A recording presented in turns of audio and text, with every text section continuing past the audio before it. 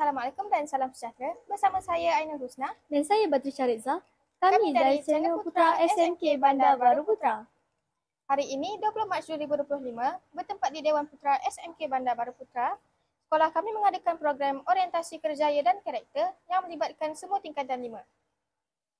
Program ini adalah anjuran daripada Yayasan Pelajaran MARA, Jabatan Perak Negeri Perak, Pejabat Pendidikan Daerah Tingkat Utara dan Sekolah Menengah Kebahasaan Bandar Baru Putra.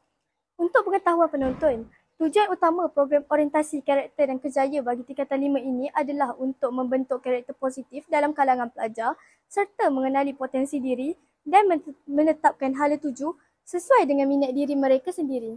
Jadi, jom kita saksikan bersama-sama.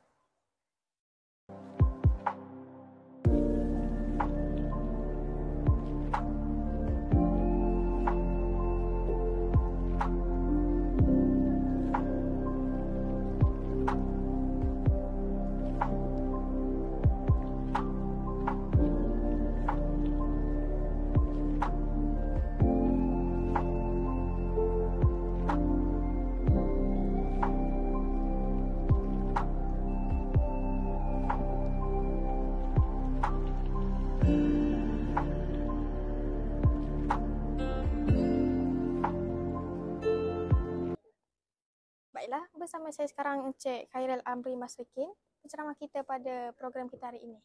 Assalamualaikum Encik, boleh saya bertanyakan beberapa soalan? Silakan. Okey, untuk soalan pertama, pada pendapat Tuan, mengapakah pelajar sekarang tidak tahu untuk memilih bidang yang sesuai dan hanya berpuas hati dengan kerja sambilan saja? Baiklah, yang pertama sebenarnya pelajar ni dia bukan tidak tahu. Ya.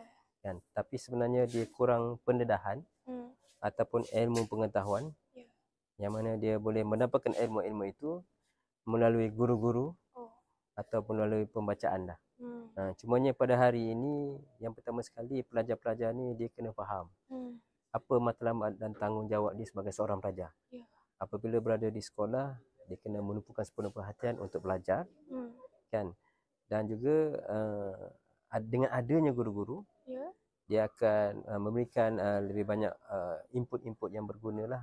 Apa yang perlu pelajar ni tahu dan apa yang perlu pelajar ni kaji untuk diri dia sendiri. Jadi daripada kita ni kadang-kadang bila kita di sekolah kita belajar, sampai di rumah ni kita banyak menghabiskan benda-benda yang tak sepatutnya tahu. Kita sepatutnya kena ambil tahu benda yang kita perlu tahu. Ya, betul. Kan kurangkan dengan permainan gadget. Tapi kita boleh menggunakan gadget itu juga sebagai salah satu sumber untuk kita lebih mengetahui apa yang sepatutnya yang kita boleh buat pada masa akan datang. Baiklah, untuk soalan kedua, apakah tips yang Tuan boleh beri kepada pelajar supaya mereka lebih serius dalam memilih bidang kerjaya yang sesuai pada masa akan datang? Baiklah, yang pertamanya khusus untuk pelajar tingkatan 5. Ya. Kan? Pelajar tingkatan 5 ni saya yakin dan pasti mungkin dia sudah ada cita-cita. Ataupun waktu sekarang pun dia sudah perlu bermula untuk apa bidang yang akan dia ceburi selepas dia SPM nanti. Jadi nasihat saya, sekiranya anda ingin menjadi seorang doktor, antara subjek-subjek yang perlu anda mahir ialah biologi.